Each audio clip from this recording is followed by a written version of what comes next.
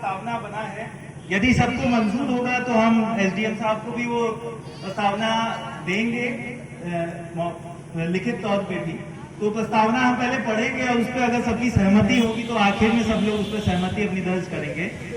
तो पहले हर एक बिंदु पे हम बात रखेंगे कि सबसे पहले कि जो मुख्यमंत्री योगी आदित्यनाथ का अभी हाल में एक निर्देश आया था गोरखपुर में 4 लेन के से जुड़ा, वो उसके अनुसार कि ये बात थी कि मकान न तोड़े जाएं 4 लेन के लिए, चाहे नक्शा बदलना पड़े। इस निर्देश को दृष्टिगत रखते हुए खैरुद्दीनपुर, टाका पश्चिम समेत विभिन्न गांवों के जो मकान अधिग्रहण के लिए चिन्हित किए गए हैं उस कार्रवाई को रद्द किया जाए। किसी भी प्रकार के भूमि अधिग्रहण से पहले ग्राम सभा की सहमति लोकतांत्रिक तरीके से प्राप्त किया जाए।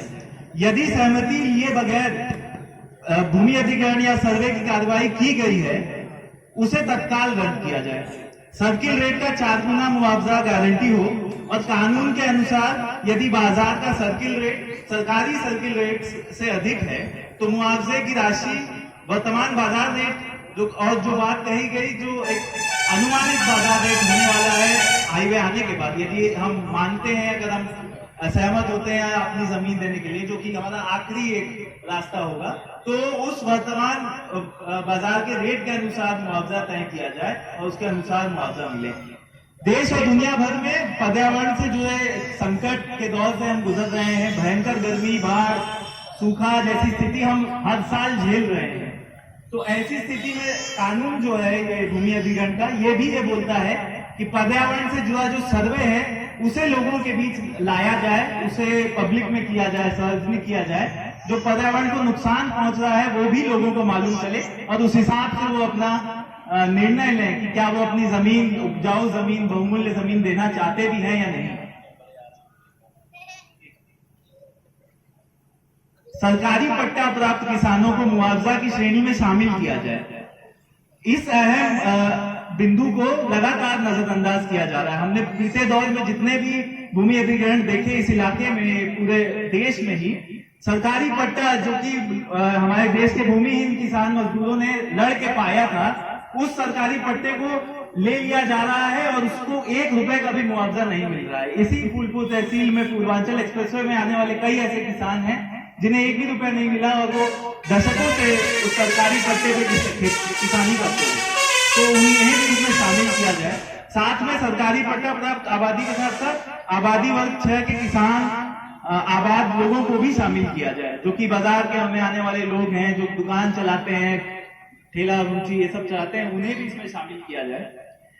आजमगढ़ जनपद में बीते समय बड़ी परियोजनाओं के लिए जो भी भूमि अधिग्रहण हुए थे उसमें जितने ऐसे किसान हैं जो आज भी मुआवजे के लिए लड़ रहे हैं, इसी तहसील में या फिर कई दूसरे तहसीलों में भी, उनके साथ भी न्याय हो, उन्हें उचित मुआवजा दिया जाए, उनकी जमीन का उन्हें पूरा हक मिले, ये भी हम चाहते हैं। इसके अलावा हम एक संघर्ष कर रहे हैं जमीन बचाने का, हम एक संघर्ष कर रहे हैं अच्छा मुआवजा पाने का भी। साथ में हम एक निर्माण की भी बात करते हैं कि हमारी जो खेती किसानी है, हमारा जो रहन सहन है वो भी सुधरे, उसकी भी सरकार सोच ले। तो इसके लिए जो आज का समय है जिसमें बारिश न होने की वजह से धान की फसल जो हमारी है वो सूख रही है, ऐसे में प्रदेश को सूखाग्रस्त घोषित किया जाए और उसके अनुसार हमें जो भी हमें जरूरतें हैं उसे पूरी करे सरकार। नहरों में पानी न छोड़े जाने से फसलें सूख रही हैं, तत्काल प्रभाव से नहरों में पानी छोड़ा जाए। जो शारदा सहायक खंड 32 इधर नहर है वो पूरी तरीके से कई दशकों से सूखी है, उसमें पानी छोड़ा जाए। विद्युत कटौती से किसान ट्यूबवेल से खेती की सिंचाई नहीं कर पा रहा है, 24 घंटे विद्युत सुनिश्चित किया जाए। राशन कार्ड धारकों को जबरन ई-केवाईसी की प्रक्रिया में घुसाया जा रहा है।